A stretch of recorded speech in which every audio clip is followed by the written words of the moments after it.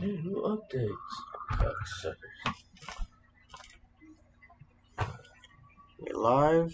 Yeah, we're live.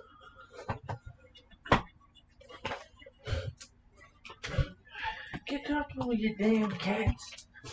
I'm gonna check the YouTube channel and make sure we're live. Oh, I bet we're live. So start with literacy. Woohoo, we're crazy peas. Maybe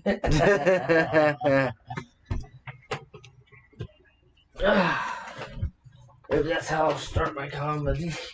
When I go to open mic night. You'll be What's up, white people? You'll just be like, This dumb fucker's here. you'll be like, hey. Oh, okay, it is live.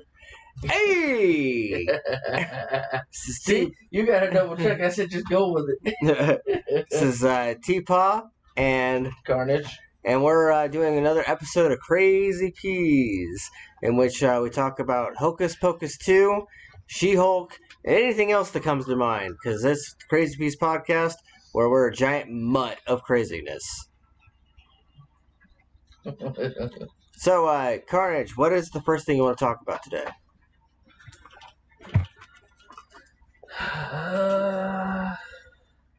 Well, I already heard your grumble, bitch, without you actually bitching about Hocus Pocus 2. So let's start with that. I mean, Oh, fuck. I understood the part behind it. Oh, look, her family's witches to the new teenager in the group. Yeah. Or new main character. And she turned 16, because at the beginning they show the start to the three from the original. Yeah. How the oldest sister turned 16 and they ran into a witch who didn't seem like a crazy bitch like they turned into. But she's like, okay, here's the magic book. It shows you. So, I'll start off by saying I liked the back in time sequence. The acting was the pre-story. The acting was a little hammy, but it's Hocus Pocus, so of course it's hammy.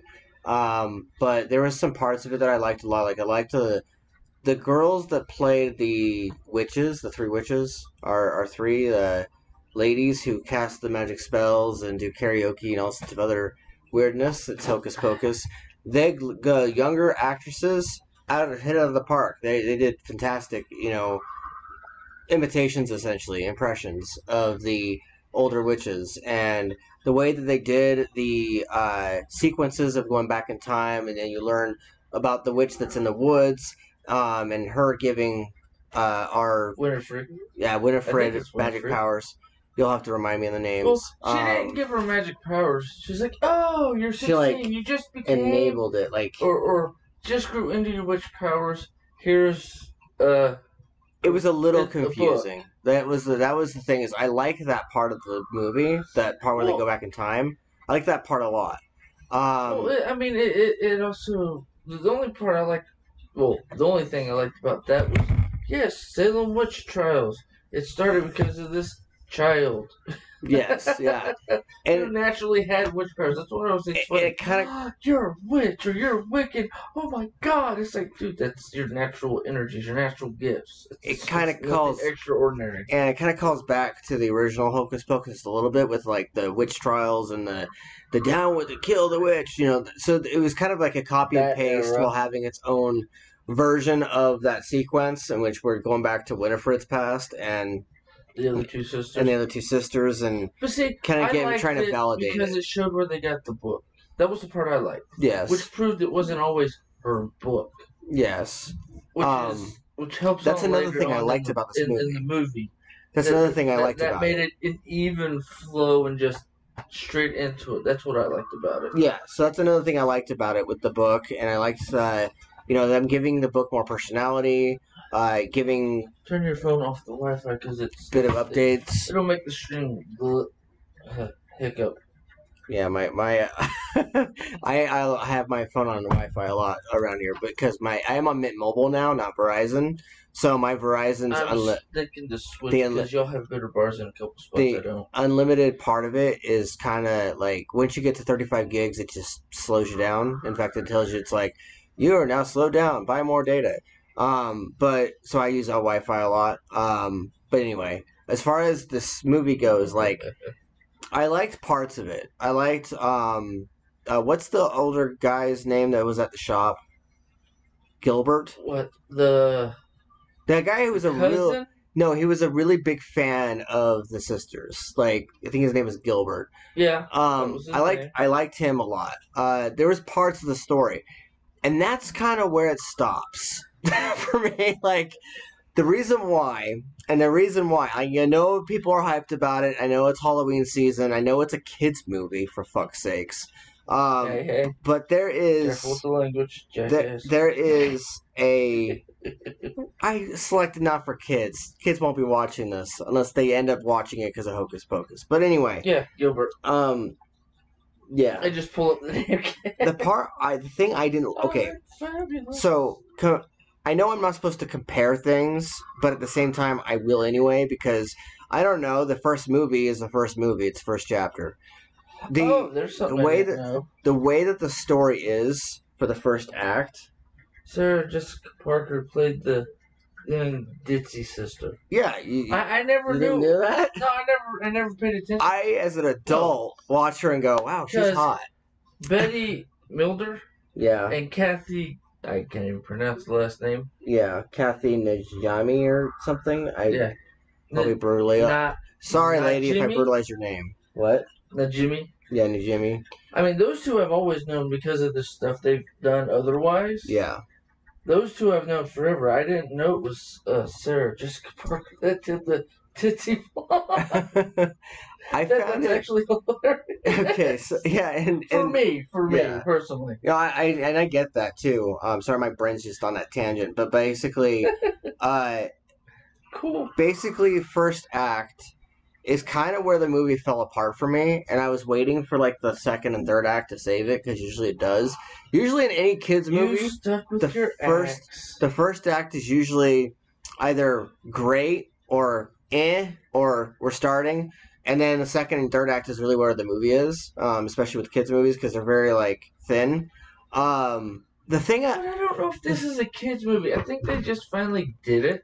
Yeah. There's no offense, they should have done it 10 years ago. Yeah, they really should, because my generation is what grew up on the first movie. Like, actually, no, your generation secondhand grew up on it because they came out when I was a kid. Yeah, fair enough. But that's part of why. Because you and Amber were born right after it came out, so y'all were little kids when it first came out. This movie has massive legacy hanging on it. That's the big thing. Oh, it does. That's the big thing about it for me. But the thing I liked about the movie was the ending.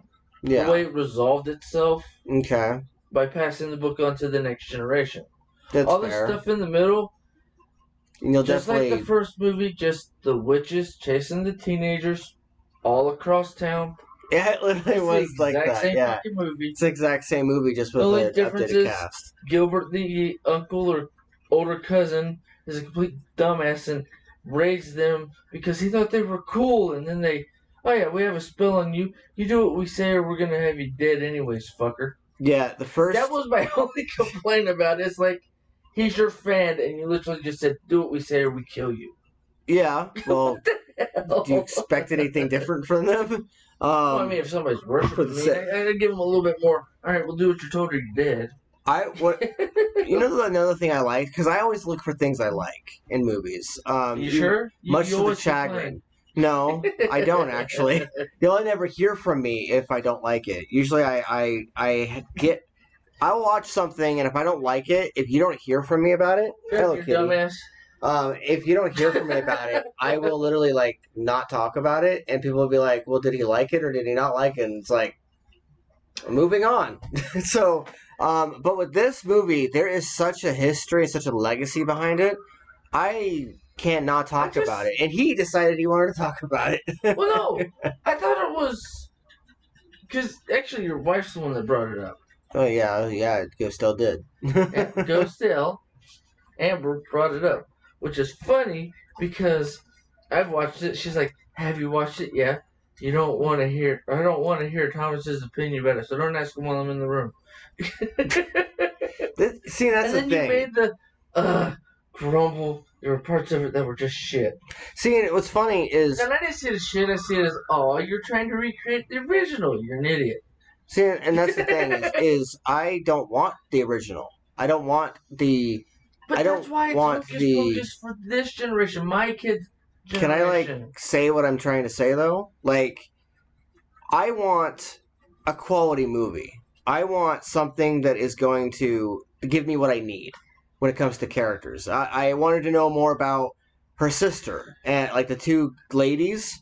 And I wanted a middle act where the lady who was the popular kid, who was the normal one, who, her dad was the mayor and stuff, I wanted to know why she was tied to them more and why there was more of, a... Because, it seemed like she was loose. By the time we got to the ending and there's, this happy ending to it, it didn't feel earned. We get to that point and you're just why don't you... okay, they're just walking off in the sunset, but she's not really with them. Understand. Because they quite literally said, well, you're hanging out with your boyfriend. Yes. No offense. His friends have nothing to do with us, and we don't like his friends because he treats us like shit. He's like, oh, I just say this. It's like, yeah, you're being a bully. That's being a bully. But they literally prove the point. You hang out with your boyfriend too much. We don't like you because he's an ass. But the thing about the movie is... he's an ass because he's a stupid... But the thing about the movie is that with her and her friends... there needed to be more connective tissue in order for me to care. Because that was the big problem with the movie, was there was a lot of movie happening and me sitting there and going, okay, and it's not because of my gender, it's not because I'm not a teenage girl, even though that's the first thing that would run through my head. It's because of the fact that there was not much for me to latch on to as a viewer, as characters. What about the fact that they had their own coven? Did they really need Winifred to just give them the power? I mean, she apparently had it. I mean, middle act, she's demonstrating powers and abilities. Third act, she's starting to show all these magical things happening. And it's because why didn't we get that before? Witch out of the three sisters. Why didn't the book... sisters. Why didn't the book, much like it did with Winifred at the first act, much like it did where we go to the past and we learn about her as a child... Why didn't the book just simply help her hone her ability? And why didn't she, in the beginning of the movie, when she's being antagonized by the kid in class, why wasn't there an actual genuine consequence there? Why wasn't he, trying to taunt her or something, and then instead of her just being sent to the principal's office because of the fact that she, quote unquote, caused a disruption? What if there was a real disruption? What if, she accidentally hurt him or injured him somehow, or what if there was non-heavy stakes because it's a kids movie? What if there was a non-heavy stakes thing that she does that actually genuinely scares him? That genre or that time. But okay, you were the one that was the loudest and everybody's screaming because of you, which means you're the one to blame. I'm sorry, I dealt with that in actual school. I understand that, so did I. It's the whole thing of it doesn't matter. And the other person never gets the consequences because they're a little bitch and they're the favorite. Favorites are the bullies and the little bitches who can't take a punch. So screw them. I don't like them. And it fit into the storyline as far as I was concerned. But as far as this goes with the movie, first act is literally her going through the story, and then it's kind of like an etch-a-sketch of we get from point A to point B to point C, and the whole point of the movie is to have the Sanderson sisters come back and then wreak havoc on the town, do the exact same thing they did the first time around, but there's not much depth given to the younger generation that really helps the story become more than what it was. The thing about the first movie of Hocus Pocus that really, and I watched it back in May or June, because I was doing a podcast on it, and that was actually an intended podcast, and I was watching it, and the plot holds up. I was expecting the plot to, for me to watch it and be yep, it's a kid's movie, but instead I was holy shit, this is, the kid who's from out of town, who comes to the school, who tries to ask the girl out. Midway through the school day, she rejects him and hands him the number back. Then as he's going home, his first day, kids are antagonizing him on the way home, and they even steal his shoe. Like, they have him give him their shoes, like they're bullying him. So you get that bullying thing aspect in there. And then he comes back home, and he literally was walking to the door without shoes. And he comes upstairs, and he's going on about how school sucks, and then his bratty little sister's, trying to, joke around with him and tease him. And then he's forced into going trick-or-treating, and there's this semblance of character, there's a semblance of relationships and actual struggles and things like that. There's not this cheesy classroom scene, because they have a classroom scene in the first movie, but yet there's more to it. There's more actual substance there. There's more semblance of motivation, of this is the new kid, and don't go to that one place because that place is haunted, or it's rumored to be haunted. And then there's seeds planted throughout the story that lead somewhere, and then the gun goes off that leads somewhere. And in this movie, it didn't have a lot of that.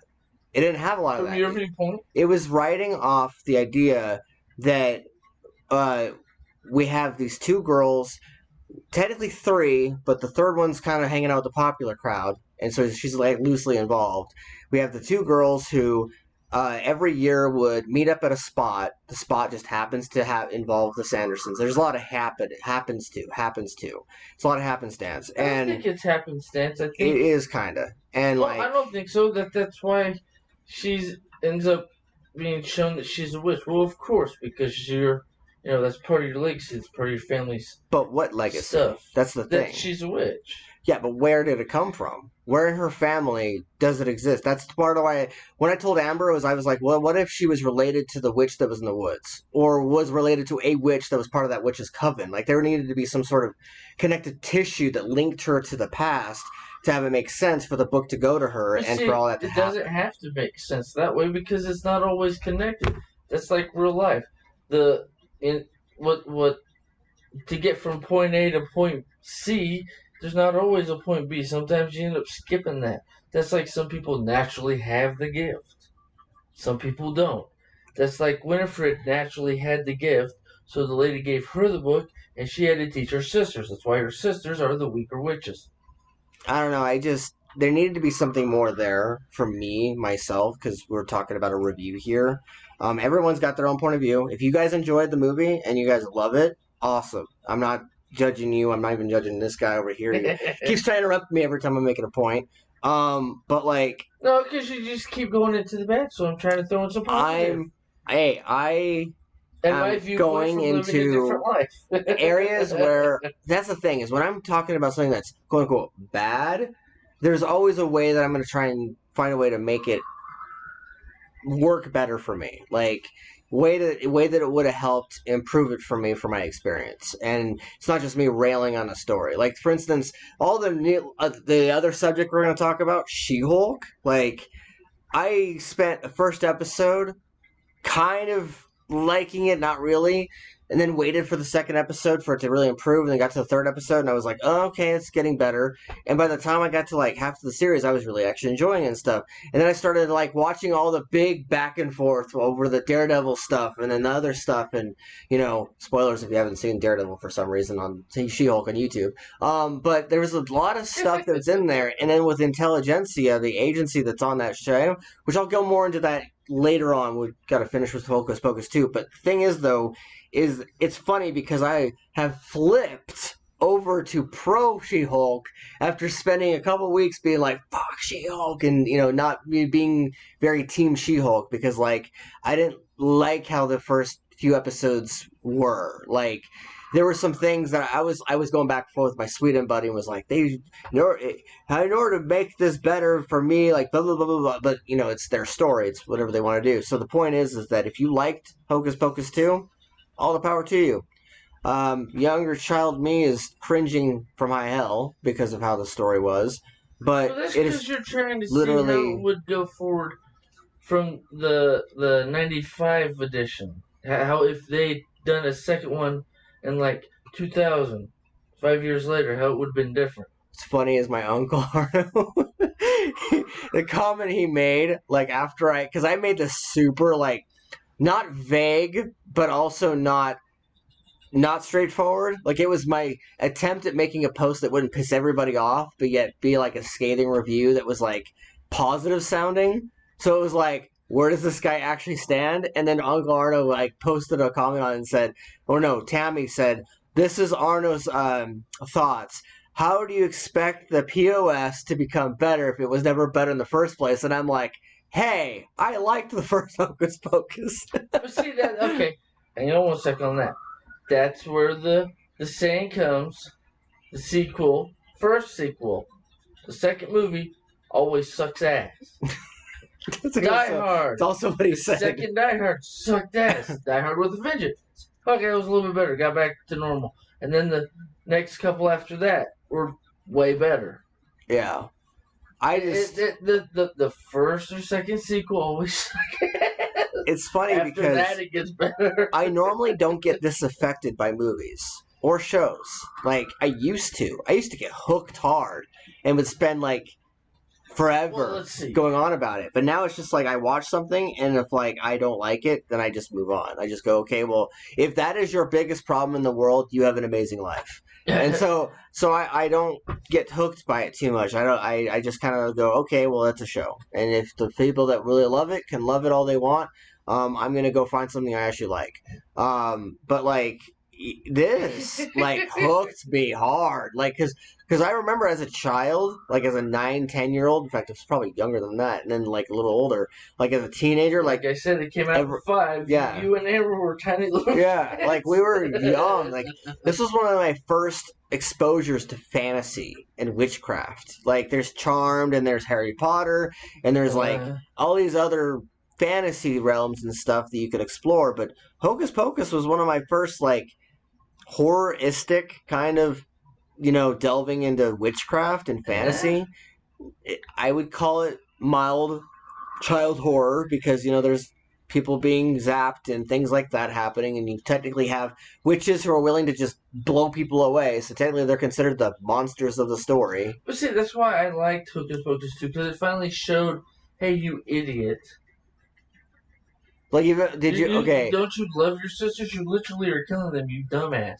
So she realized that her being always angry cosplay contest worse. The cosplay contest. What did you think of the cosplay contest? The other idiots won instead. Where they are all where they were the cosplayers and they won instead. And you were just, and I was sitting there like, of course they do that. Well, no, I thought that was hilarious because they're like, excuse me, motherfucker, we are the originals. How the hell are you giving them the trophy? I love that. I'm sorry. That part was, you just disrespected me by telling me I don't look like me. Well. But yeah, like, the reason why I'm going so fiery on this is because, like, because it's part of your youth. Your nostalgia didn't get hit. Yeah, I'm not necessarily. It was the fact that the story didn't like hold up to my own, not necessarily expectations, viewpoint of how I would have, not I would have, because I'm not the one writing it, but like how I would have hoped the story might pan out. And I would have hoped that it would have been a better version of what it was. I'm trying to say this right. Okay. But like, it was. It's been 27 years. It was kind of like your average Disney Plus the original 3 witches were still alive. Like, it was. I'll be honest there, because I haven't kept track of their careers in the last 10 years. Like, it was kind of like your average Disney Plus kids show. And I was hoping it would be more than that. Like, I literally was like, if you change the name from Hocus Pocus to something else, change the witches' names, and then, like, had it to where, like, we were calling back to Hocus Pocus with the plot design and calling back. If you change some things and then just, manipulated it just enough to where it was a completely different movie just because of that, and it literally just looks like Hocus Pocus but isn't, like, I would have been like, okay, it's an average kid romp, cool, whatever. But, like, because it's Hocus Pocus 2, and because it has the 3 sisters and all the other stuff, they even have a fucking cat at the end who doesn't talk, but there's a cat at the end. But, like, I was watching it and I was like, all right, this happened. Oh, you want to hear something funny I thought about the cat? Sure. It's the descendant of the boy when he was a cat from when he got tail. For the hundreds of years, the you must live forever as a cat Yeah. thing. And he's getting tail because he's a teenager stuck in a cat's body. He's running around all town. That's literally probably his child or great grandchild. That was my first thought. I'm like, yeah, that's the grandchild of the boy that was stuck in a cat body. Yep. That was my first thought. It wasn't random. It was on purpose. Just everybody didn't see it. Which is where my brain fits. Yeah, and I see that weird shit. I like the fact they brought the zombie back and they gave him closure, though. Like, that was one thing I liked about it a lot about the end. No, I thought it was funny that he's like, I haven't slept this whole time. I just been laying here listening to all you mortals just run around like idiots with your chickens with your heads cut off. Yeah. And I'm like, priceless. Like, I like the fact they brought him back. I like the fact they brought some of the elements of the first one back. Like, they were, like, you could tell that the people who made this, they didn't hate the movie they were making. Like, they were having fun with it. They tried to have fun with it and keep some of the old stuff in it, but I think they tried a little too hard to keep the old stuff in it on the in-between story instead of keeping it as its own story. Yeah, as opposed to, like, letting it be self-contained in its own story. But that's also kind of where a lot of people's nostalgia go, it was great because it was just like the first one. Yeah, and except for at the end. And what's funny is I didn't even have that reaction. I was watching and going, wow, this is not as good as it should be. But see, that's always the thing. It's our own personal views. Yeah, I wish they would have, like, done something different with this story, because it's like, there is your nostalgia, which, we have movies like Endgame and movies like other things that hit your nostalgia beats, and people that are older are like, oh my god, I'm a kid again. But for me, it's like, tell me a good story. Like let me watch a good movie that has really good self-contained story that does hit some of the nostalgia beats, but there's a reason why it's there. Like, other than just being like, hey, Hocus Pocus, pay us money. Even though it was like, it's on Disney Plus. The issue currently with Disney Plus. It's quite literally the stupidest way, because they don't try to do anything full on, because, we'll just run it as a series, or we'll do one little movie drop every once in a while. They're not doing it properly, because it's not like it was before COVID. Once COVID hit, it fucked everybody, because guess what? You're not allowed to be around people for 2 years. Everybody got cabin fever. Half of them turned into Kevins and Karens. The other half were like, oh, I get to be around people again. Like me, extroverts. People! Yay! Come here, fuckers. Have you seen Werewolf by Night, by the way? No, I haven't watched that one yet. We're going to need to on it, because on a future cast, we're going to talk about, we're going to revisit A Nightmare on Elm Street, and then I want to have us talk about Werewolf by Night, which is a Disney Plus I was thinking about watching Marvel show. You will love it. But I also got to catch up on the Daredevil crap, because that one's on Disney Plus. I was going through Disney Plus the other day. We can easily do that. We can have like a few different episodes where we talk about Daredevil. What was it? The one that was on Netflix, Iron Fist or whatever it was? Yeah. I got in like season 2, like I think halfway through it, and I just fuck off. So I fizzled out. So I'm just hoping that's not what happens to Daredevil with me, because I know the story for a lot of the comic books, and if I don't and I get into it, I'm like, this does not seem like where the story should go. So I go looking into the story, and I'm like, you fuckers just screwed up the whole story. All right, I'm out. You notice what he said there? This is not where the story should go. What was I just talking about? Yeah, no, that's your complaint. That's always your complaint. I don't see it going that way. I don't see it as a bad movie. I think they could have improved it. Yes, I agree with you on that. By the way they told it, but for what it was good. It was your average kiddie movie. That's what I told myself at the end. I was like, I don't think it's a kid movie. I just think it's another shitty sequel. That's where my brain goes. Not wrong. That's why I'm not offended or hurt or pissed about it. It's like, at least in the end, if Alicia watches this review, bitch. if Alicia watches this review, she'll be like, "Fuck you." To me or you?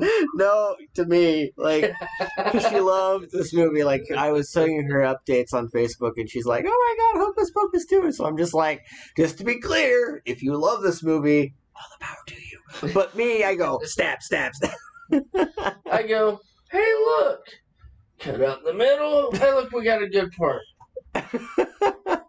No, because some of that middle stuff is they put a spell on the people, just like they did the first time, and except for this time they're looking for the mayor.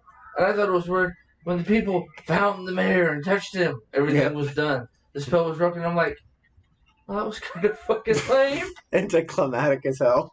Oh yeah, but him going all nuclear. I didn't get my apple. It's like, what are you, fucking 5? You know who? Well, I didn't get my candy. You know, you know which actress actually got in trouble recently before the movie came out? Oh, Matt Midler, the Winifred. She got in trouble for something she said. I don't remember. I think it had to do with. She probably made some sarcastic comments. Yeah, no, this wasn't as good as I thought. No, it was something political. I'm trying to remember what it is, but she got in trouble. Don't go into political I know bullshit. that's why I'm like, kind of like, it's not really that important, even though it is to a lot of people. But basically, she got in trouble, and the reason why I bring her up and the reason why I talk about it is because she hit it out of the park with her performance in this movie. Like, by the time we got to the end, like, there was this entire monologue she did. Like, because the 2 other sisters were not on frame. Like, usually they're all 3 of them are, like, right there. Like, 2 on the side, 1 in the middle. And this time she's head bitch because she's the oldest. Right. And so there was a part of the movie where the 2 witches go away. And Simba, like, 2 witches are not in frame. And eat off the floor, you fat ass. And Bette Midler, I think that's her name, she, like, has this entire monologue in the movie. And, like, it's like this moment where, like, they gave her this moment of, like, you're not an evil witch for 5 seconds, and you're a human being, and you're allowed to talk about good things, and all these other, you know, there was that whole moment where she wasn't just like, I'm gonna cast a spell on you, she was like being a human, and I like that part. When you get basically banished from town because they think you're evil, it was near the end. 16. It was near the end, like. No, I'm saying. Because that's what they showed at the beginning of the movie. Yeah. That's why she was the evil, hateful person. Because fuck y'all. Y'all literally called me evil and I'm going straight to hell. And okay, if we're going to do this, I'm just going to become the full-on bitch witch you want me to be. And I'm going to fuck you all.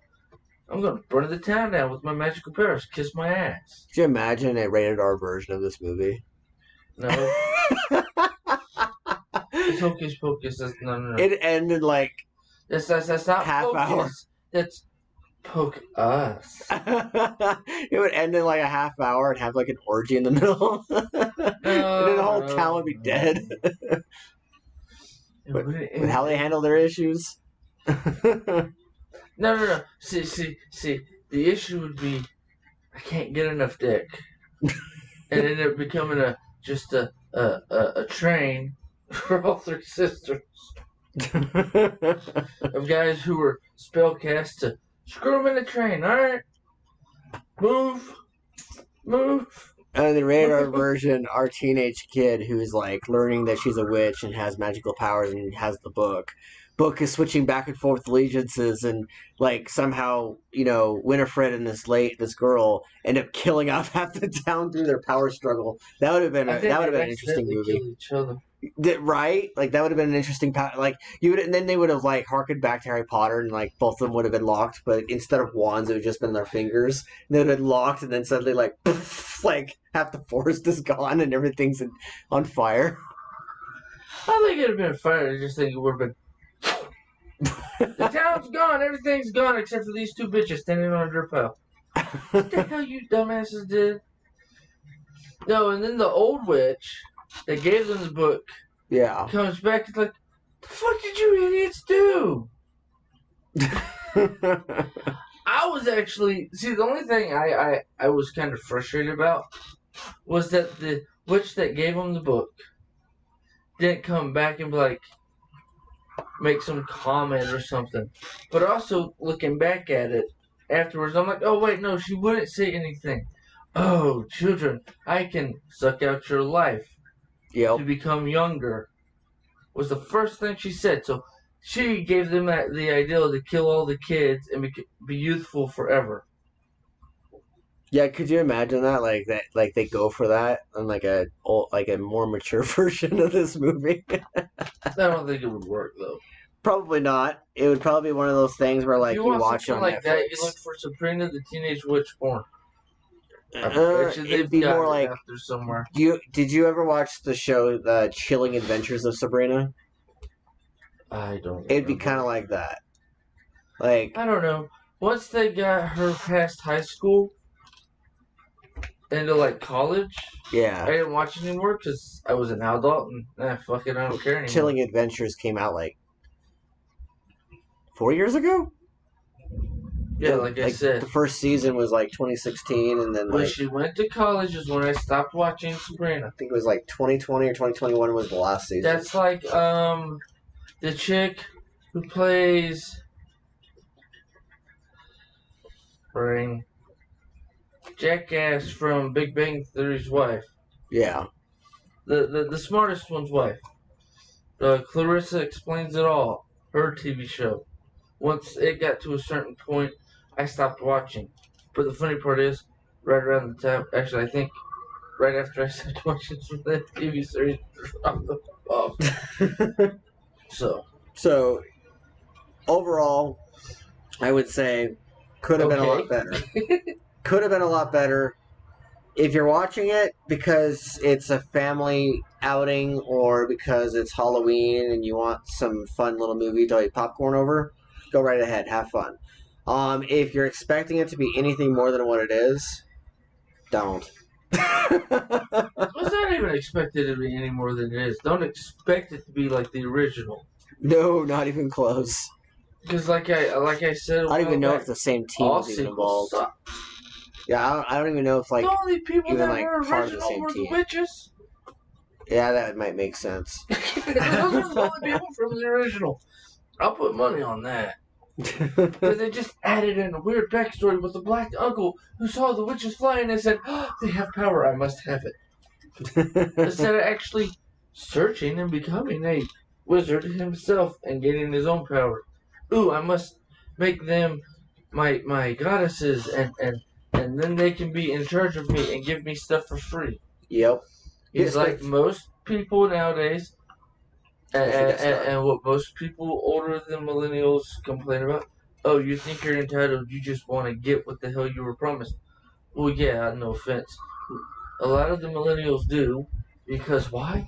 Because your stupid fucking generation promised it to us. If you wouldn't have promised it to us, you can't complain about what we want and what we say we're entitled to, because you told us we were entitled to it, motherfuckers. Yep. I mean, I see that because I'm on the edge of Gen X and the very beginning of millennial, so I'm a Zennial. I'm right there at the damn right in the middle of the cutoff. Yeah. Where they both intertwine. So it's just one of those weird things. You know the next show we got to talk about though, and I said it earlier. She-Hulk. Okay. Do we want to review a couple episodes? Do we want to review the series? The whole thing. The whole series? Season. So what do you think overall as a season, like how the story is? Like how do you what is your take on that? Okay, I like the way it started out. Okay. Because I think it's funny that her hanging out with her cousin who figured out how to make this device to turn off his Hulkness. And he's only going to do it for like a day. Or a weekend or whatever the hell it was. Can't even remember. And then they get into an accident. And his blood jumps into her blood system instead of her being as bad as he was as a Hulk like he thought. She was like, what are you talking about? I'm a female. I deal with being pissed and angry all the time. I still got to be calm and cool and collected. And she did that for most of the series up until like the last few episodes. And she's like, you fucking assholes, and snap. Bruce, I'm at a normal state of rage. Yeah. I mean, the first three episodes. Yeah. Were okay. I understood why they did it like that. Okay, we're gonna tell you how she got her powers and tell you how and why she's still a lawyer because that was part of the, you know, what is it, the little trailer before the series came out. That she's a lawyer and a Hulk. Attorney at law. Yeah. The whole series. But I mean that's like them explaining how she got to still practice law. Yeah. And I'm like, okay, that's cool. And then the next, let's go up until the finale, and her losing the practice. I'm like, well, that's kind of bullshit. Well, she was on the last 2 episodes. Don't know if anyone has seen it just I yet. think it's episode 6, because 7 was the finale. Couple minutes will be spoiler filled. But everything I say is spoiler filled. that is fair. So you've been warned. Expect it by now. You have been warned at this point in this thing. We already talked about Hocus Pocus. That's been around for a while.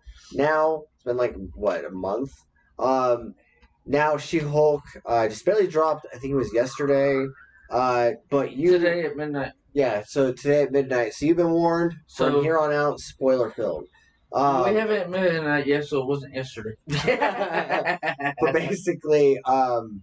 basically, she loses her powers because they put the same bracelet from the first episode that her cousin was using. Ironically, they bring it back for the last episode, so like it's kind of like a mirrored image of the bracelet thing, and so she can't be a She-Hulk anymore. But so therefore, she can't work. They put it as an anklet, where he had it as a bracelet. Yeah, it's like really okay.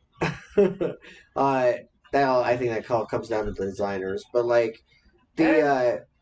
basically she has to wear the bracelet or the anklet because the organization that has been hunting her down all season for her blood, Intelligentsia, they basically get her in trouble by coming it's straight out of the comic book too.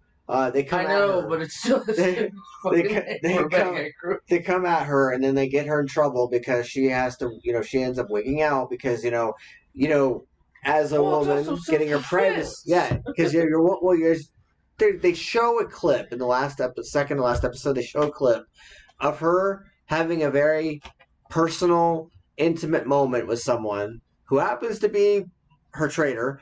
And she gets mad and she attacks the people that are showing the clip, and she's considered a menace at that point. So suddenly everyone goes from loving She-Hulk to being like, "You're such a bad person," blah blah blah. And so they stick the anklet on her. They stick her in a cell, and she can't be She-Hulk anymore. Yeah, they tell her she can't be allowed to practice law anymore. Technically, the place she was working at all season wanted her to work there because of the fact that she was She-Hulk. And has superpowers. So because she doesn't have the superpowers anymore, they canned her. But the entire season has been kind of like a mixed bag to me, honestly.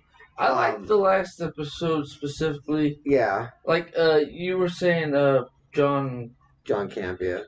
Campion? Yeah.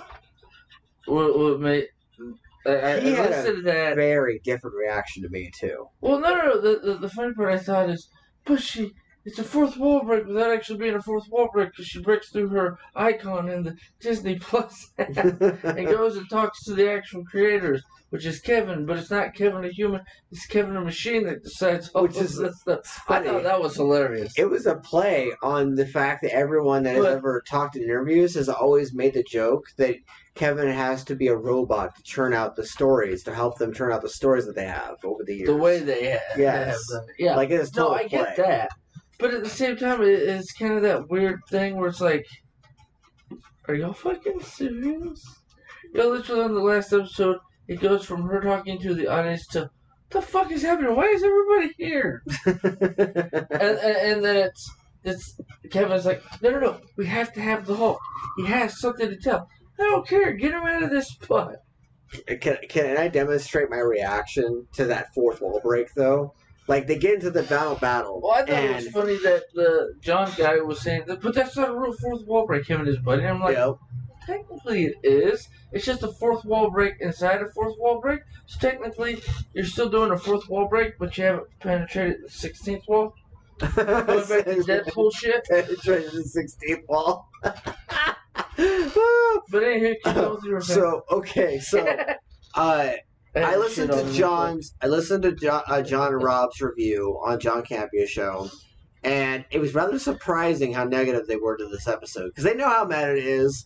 They know that in every other episode or every episode, not only are they poking fun at themselves, making jokes, Jen is constant commentary, like to the point where it's like not even like the typical mild commentary you get from a fourth wall break. Like she's literally referencing the writers or referencing people in real life and things like that. Like for her, it's like she knows that you are watching her, and I know that's the general gist of a fourth wall break, but to this point, like she basically stops the show mid-swing because like Hulk and a bunch of stuff's happening, a bunch of action stuff is starting to happen, and she literally goes, "Hang on, are you okay with this?" And then she like turns around, and then like suddenly the screen goes black, and then goes back to the Disney Plus screen, and for a moment I was like, Did my phone just glitch? And then I already knew because I was watching it on my phone, and the way it showed up, I'm like, I have my phone sideways.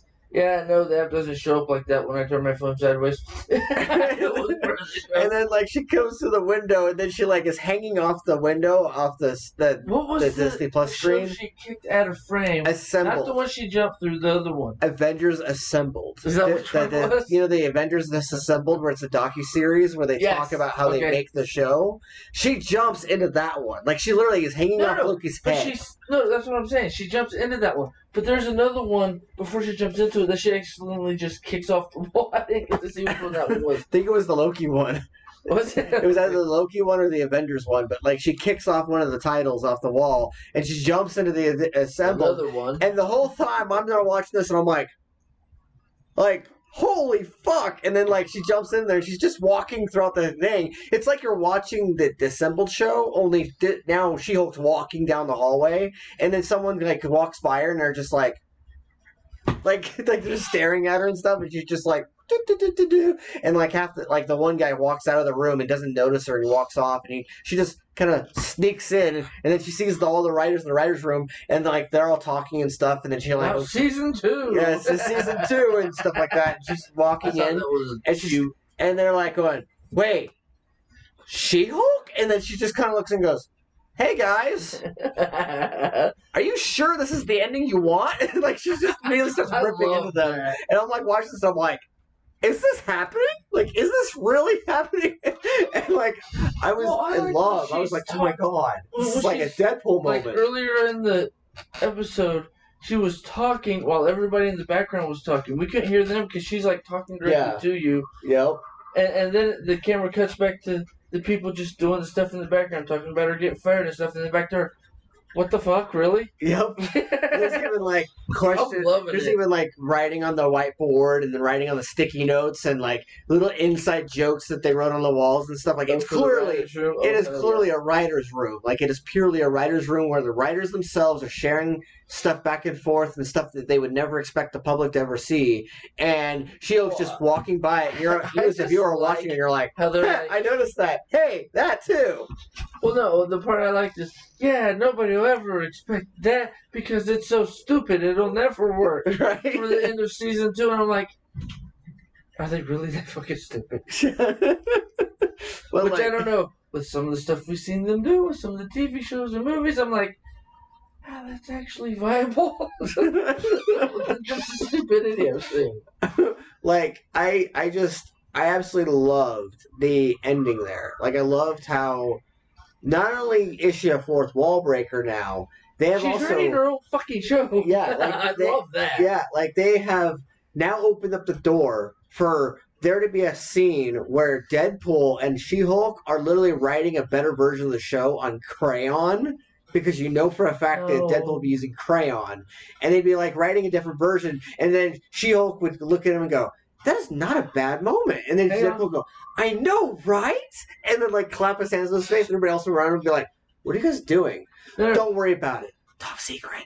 No, this is where the fourth wall break comes into place, because she's done it. Now it's open for everybody to do it. So Deadpool in the new movie that talked about where he's coming back as Wolverine just for one movie. It's the thing of where he's going to say something to the audience. Wolverine's going to be like, who are you talking to? The audience. And then Wolverine's going to be like, wait, there's fuckers there? Hang on a sec. How do you see that? And he's going to make it so Wolverine can see through the fourth wall break because he has the same healing power. And it's going to be this weird thing where now anybody with specific powers can do a fourth wall break without trying. How much you want to bet? How much you want to bet on that road trip? Because Ryan Reynolds was talking about a year ago about a road trip movie if they ever made a third one. And now recently, with it being confirmed that Hugh Jackman's coming back for a third one, how much you want to bet on this road trip or part of the road trip? They're going to bring Tatiana, who plays She-Hulk, back for a moment in the movie.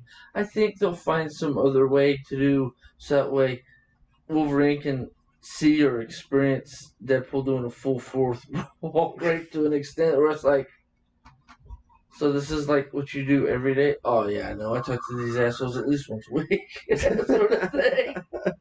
And like I would expect, like there's got to be like a thing in the Deadpool movie where like he's writing something down in crayon and it's like partially obscured. And it's like literally him writing down an etch-a-sketch of what happens later in the movie or of something that happened in She-Hulk, and the audience doesn't notice it at first until like way fuck later when the Blu-ray comes out, and then suddenly they're like, "Oh my god, there's an Easter egg!"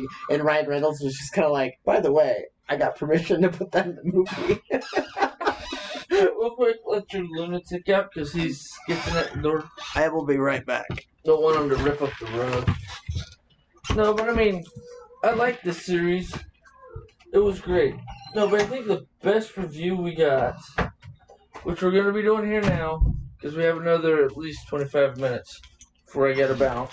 So, the next one we have to do, there's no goddamn twist in the matter, is the one we were talking about at the gym that we got another gym bro. Don't jump on my laptop, dipshit. Jump down. To jump into. Oh shit! We were talking about that for Christmas. Yes. Douchebag. So before we go into that, one thing I have to comment on is the Deadpool episode. I have a very special relationship with the Daredevil. My brain's still on Deadpool. It wants to make a Deadpool movie where She-Hulk's in it, but basically because of all that fourth wall stuff.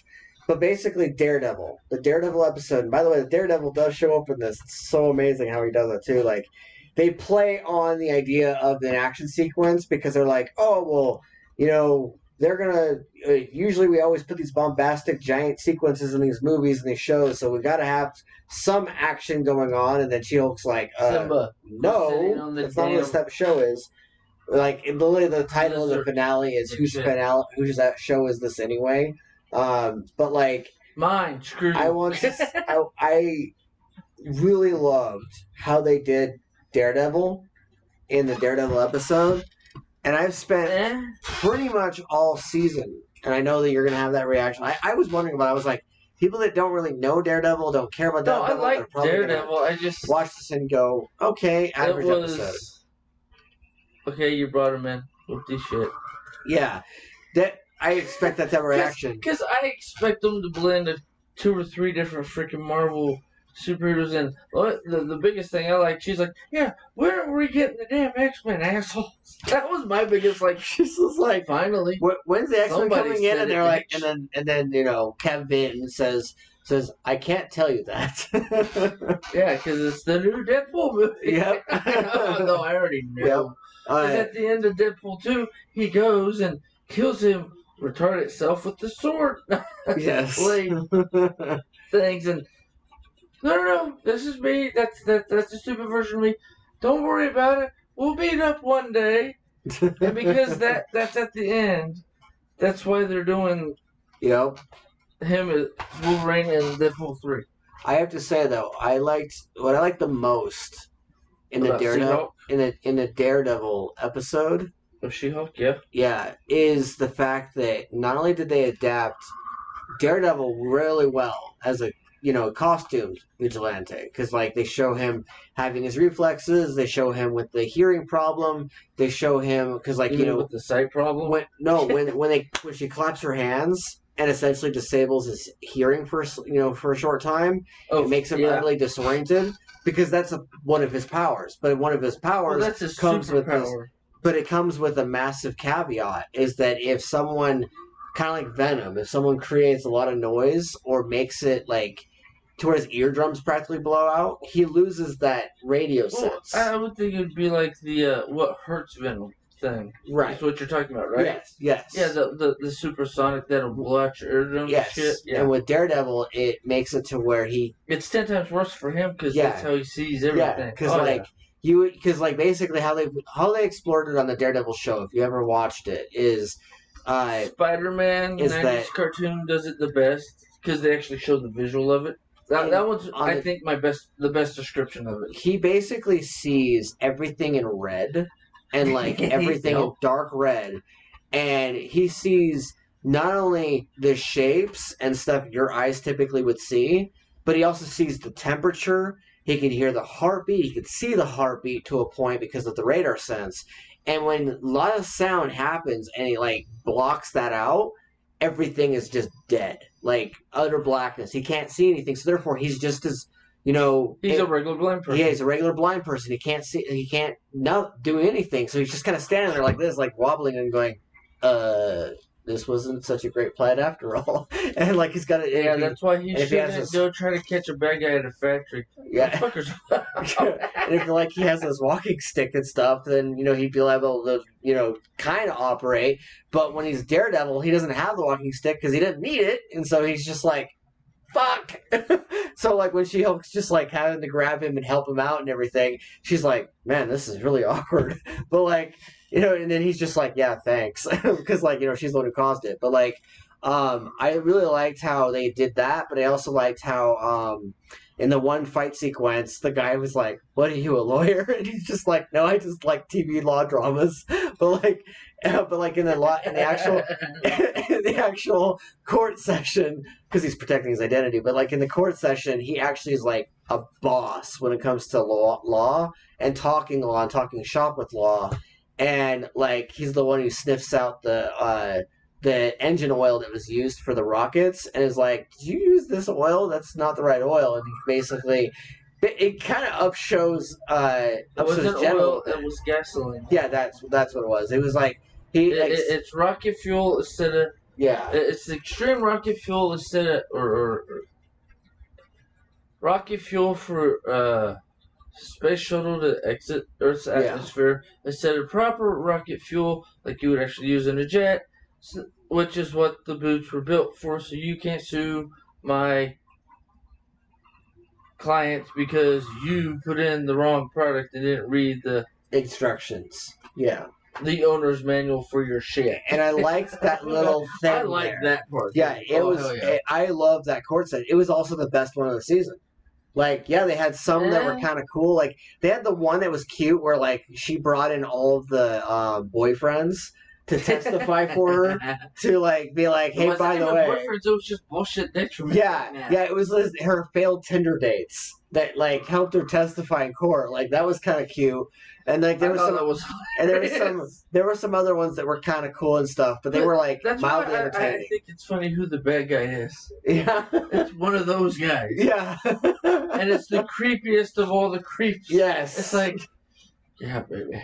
That's like, part of why, like, one of the reasons why. That's another reason why I love the finale is because the creepiest guy, how like the shittiest date she had.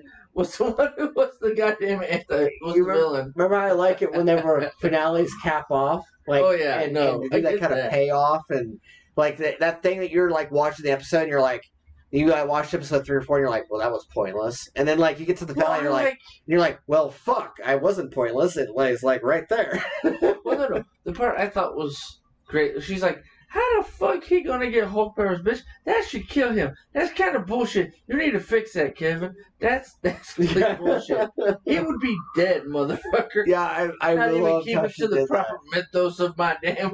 Yeah, she was all like, "That's my cousin's thing," and then he made it my thing, and I'm just like watching this, and I'm like, She's claiming it. Because, like, the entire season, she's like, screw this She-Hulk crap. But now she's just like, I think it's I am funny She-Hulk. because she says that. My first thought is, wait. So does that mean if we keep it, technically you went on a date with your cousin?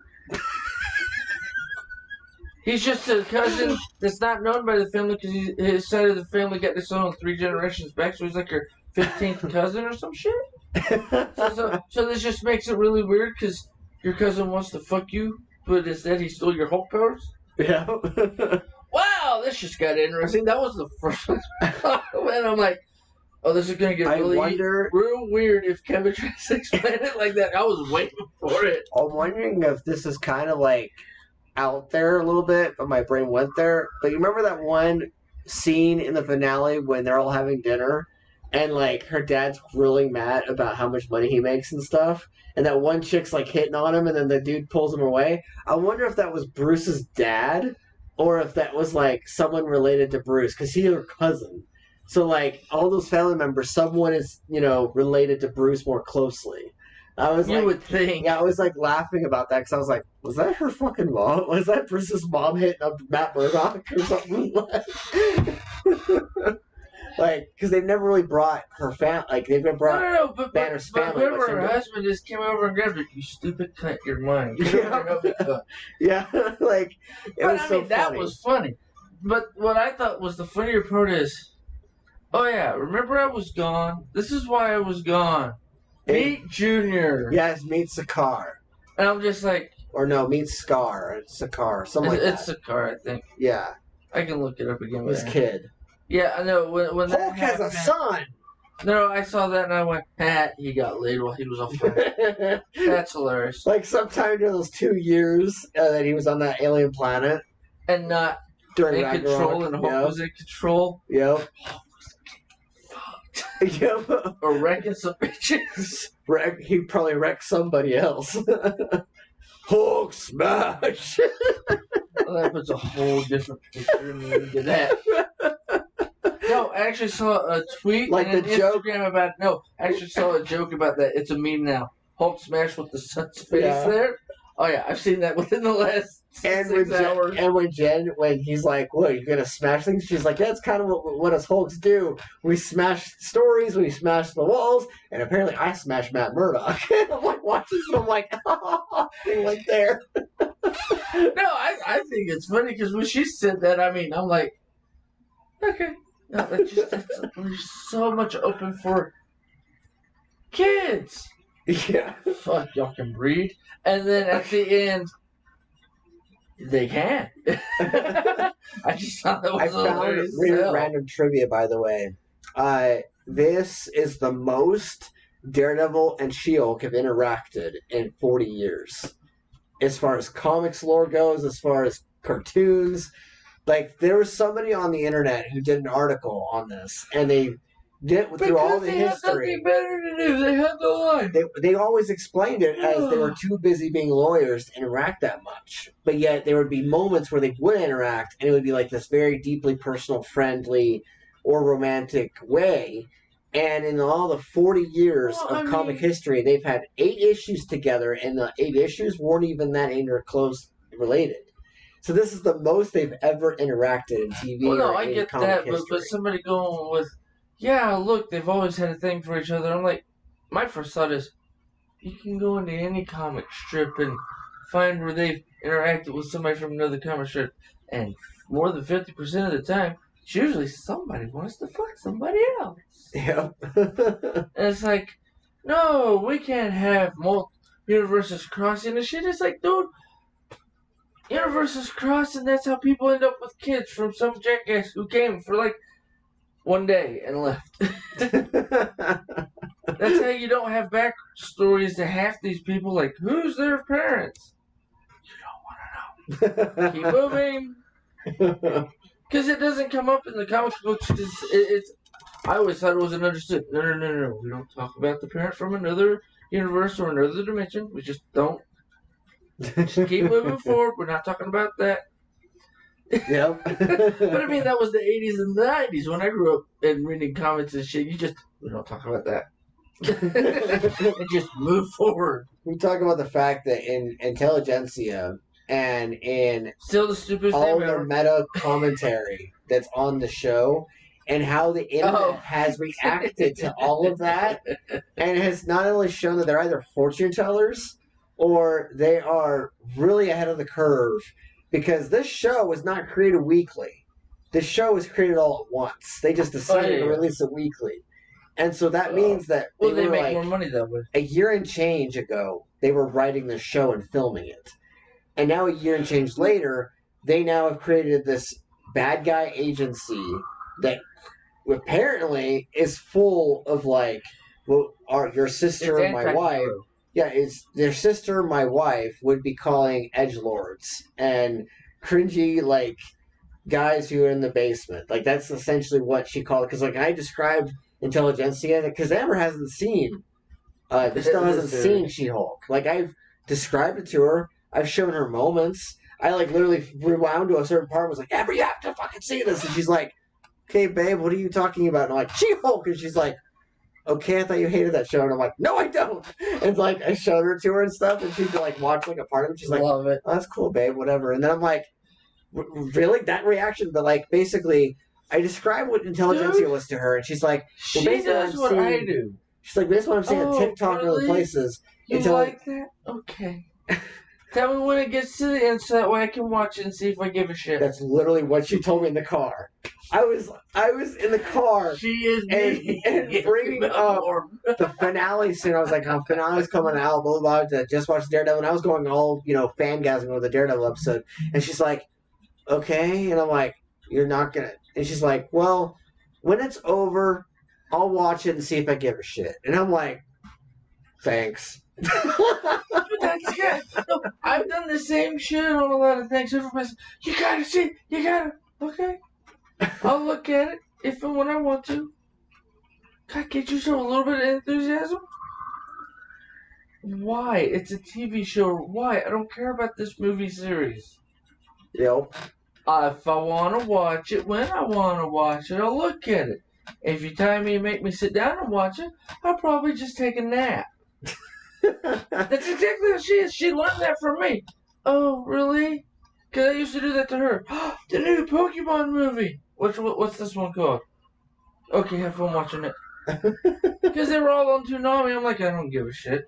After the first two, it's kind of like, that's another fucking Pokemon movie. I don't give two fucks. Yeah, the magic of it has kind of gone away at that point. Dude, after like the fucking when Brock and Misty left, wash my hands of the bullshit. Yeah. I just think it's... I literally just walk away from the stupidity because I'm like, okay, now you're just taking away all the fun shit. And now you're going to do the exact same thing, repeating it with either giving him 2 new putties or some bitch he could screw. But he's too young or she's not old enough. Or she's way older and it would be, statutory rape for her. So why do I care?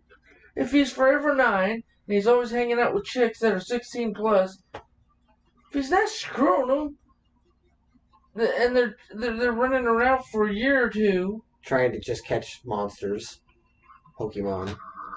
I don't believe you. Somebody's screwing somebody. Fuck off. Leave me alone. It's a kid show. I don't care. I got so bored with it. That's like the video games. Once I get past Crystal. Because Yellow and Crystal were my games. The extra game that they always come out with. That's the one I like getting. I don't know. It's...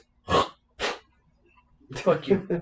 It's the same shit. Run around, catch them, make them really high levels. Go beat the shit out of some dumbass who's stuck in a box. But you have to beat the shit out of all of his friends to get to him. Why? I just think it's funny. You're the most badass Pokemon. And then I had, growing up, the idiots with the cards. What do I care? I like Magic. I use mana. I liked the Magic the Gathering. No, see, that's the game I got. Pokemon cards are cool to collect, but I didn't never really energy know how to play it. To summon something to fucking stab or kill or fuck the other guy. Haha! I have this. It says, to whatever you got, I win. How do you win? Because I put something out which automatically taps that guy and gives them a bonus of this much, and that's as much life as you have. You are now dead. Yeah, Magic the Gathering made more sense to me growing up. Hell yeah.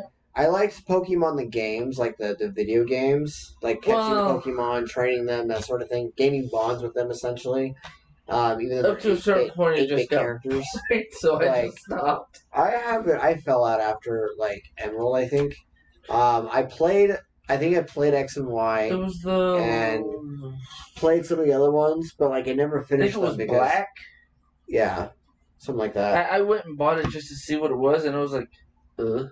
Well, by that point though, I also have been dead set on this whole career thing with like authoring and multimedia, and then like with regular job, and now I'm a dad, so it's really hard for me to keep up with a lot of the games. Like it really is. I don't even keep up with games, dude. Connor's my kid. He's got one BTD6. Yeah. You're basically using monkeys to blow up balloons. It's a click, drag your warrior to this spot to shoot. And you like put like little monkeys on the map that all do different things, and then like the thing keeps trying to wreck your territory. I think I got to level 89 before I passed the fuck out. Because I was sitting at the computer, Nephi's computer, and he was upstairs with Cam, with Iceland. And I was downstairs, and I was, like, playing the game.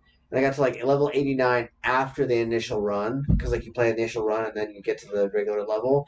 We got to, like, the bullshit tutorial. Yeah. No, I just skipped that. I did the tutorial for, like, 30 seconds. I'm like, okay, I understand. Bye. Got to level 89, and then woke up to saying, you lost. And I'm like, fuck you, I won. And then like it said how much awesome damage I did and other stuff. And I'm like, see, I won, you asshole. Right? I'm a fucking dad, I won. I took a nap and it still kicked your ass. Not to 100, but at least got 93. Fuck off. Pretty much. But like, yeah, so as far as this Intelligentsia stuff for She-Hulk, I found it so fun. Like, I'm literally laughing. Every time I open up YouTube and watch someone in the comment section fight each other, or I go on Facebook and I like look at some of the threads. I hate Facebook. I know. I see all the threads from all the Marvel pages with fan pages, and they're all like bitching at each other and stuff, and they're all arguing with each other. And some of the ones are like, "It's such a female down." Like I'm seeing the fucking incels. I'm seeing the minions behind Intelligentsia, the incels of Intelligentsia on the internet. In real life, in live action form on my phone, and I'm sitting there and I'm like laughing. I'm like, no, we're going to talk about the incels. We got to go back to dumb bitch and her being an incel. Which and one? You told me, I think, what was it? It was Wednesday. Wednesday. What about Wednesday? Your lovely wife goes to yell. The secret account went on to see what dum-dum and dipshits were talking about, and she's still all over Karnage being the baddest motherfucker in the land, and literally going, fuck you, bitch. And it's still being caught up on that 3 weeks later. Yeah, I'm sorry. If that doesn't prove what I'm always saying, you are now part of the bullshit pile, and the repetitive patterns, and you'll be kept with me forever, whether you like it or not. This goes into what I always say, you guys, and I have a soundbite for it on Instagram that I love. No. You want me to be bad guy? I be bad guy. You want me to be good guy? I be good guy. But I can be both. But people tell you they like you, you're not quite sure. People tell you they hate you, they know they hate you. I make my haters become my friends. I need more haters. I love that soundbite because I'm like, she literally became an obsessed fan over me. She might have blocked me, but she can't keep me out of her mind because she keeps talking about me. Which is the thing. You need more haters, people. The more they hate you, the more they talk about you, which means you're in everybody's bullshit. Everybody knows who you are, and you become famous. And I guess you get to become a manipulative, unprofessional person who does bad things. I'm not manipulative. I'm completely unprofessional. It was apparently there was an entire thing. Like she went on Twitter and was doing a thing about you, about me, about other people. Like it was this entire thing, and I was sitting there tuning it out. Funny But part like, is, it kept getting brought up. who's at the center of all the bullshit? You. Who's the issue? The one thing that's common in all these situations. You idiot. Yeah, no, I love that shit. Crazy because it's like every person I interact with, like that, like knows about the situation. They're like, "What the hell is wrong with her?" Right. And I then, love like, it though. And they sit there and they like go, "Wait, she's still going on about that?" And I'm like, I guess from what I've heard from birds and stuff because they talk to me and stuff. But like me, I'm just like trying to just do my own thing, and I hear from people like, for instance, the wife who apparently was in one of the spaces and was like. By the way, she has that secret account from nowhere. by the way, this is happening and stuff, and I'm like, okay. And then she's like, yeah, the exact same thing she was saying about other people, she's saying about us now. And I'm like, oh, that's fun. So it came full circle. Yeah. Well, no, I thought it was funny because you were saying you and I can't remember her name.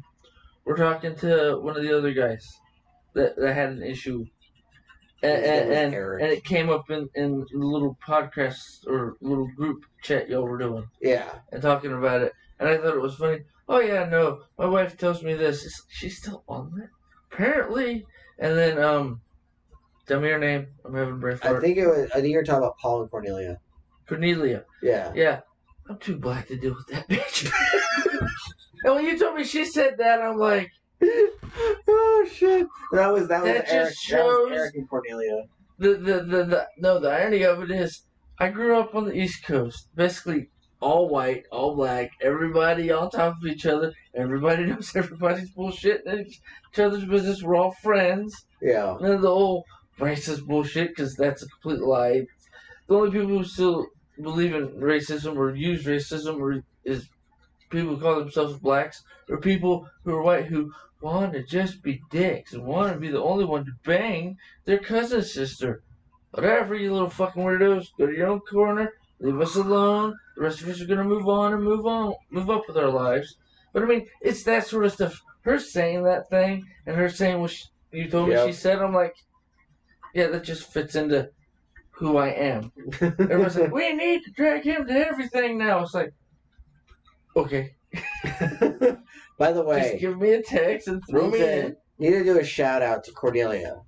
She's awesome. On YouTube, she's known as Cornelia Blackmore. If you see her channel at all, watch a lot of her stuff. She does a lot of gaming stuff, and she also does a lot of her own podcast stuff.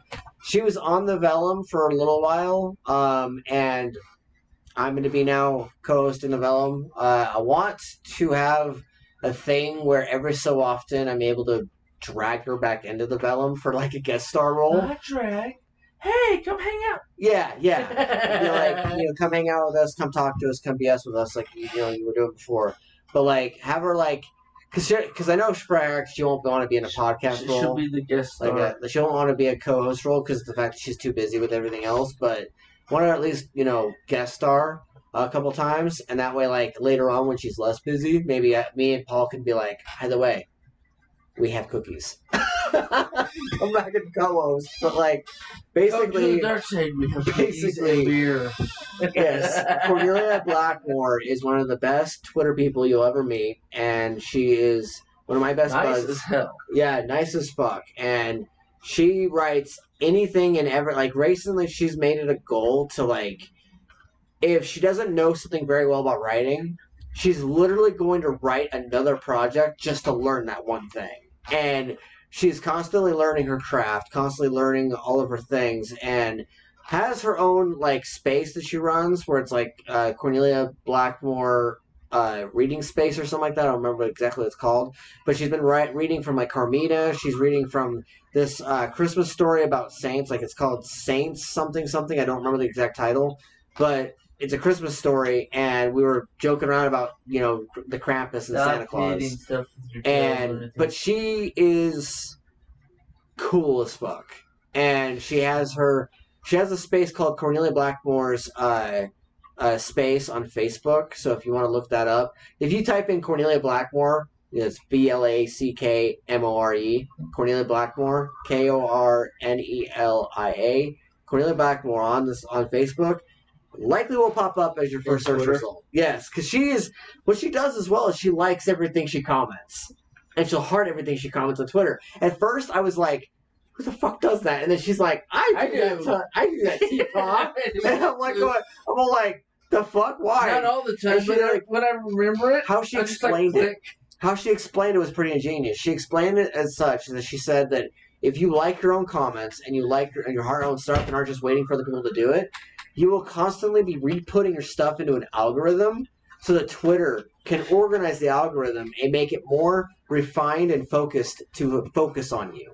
And because you'll be bringing more into the conversation. Who like that type of stuff because of certain words and whatnot, it'll the keyword, yes, the keyword search. Like, she's a genius when it comes to marketing and when it comes to a lot of things. Like, she's so when I run for president of the universe, I just got to grab her for marketing. Cool. Yes, she will be on our team of assholes. Yes, I will help run the show, and she will be our queen of marketing and shit. But hell yeah. But yeah, so I just had to give you a shout out, Cornelia. I know you'll eventually watch this, but basically, oh no, people are gonna tell her about this. She's gonna come watch. Yeah, just watch the last 20 minutes. They're talking about you. Yep. The whole thing is just an advert for Cornelia.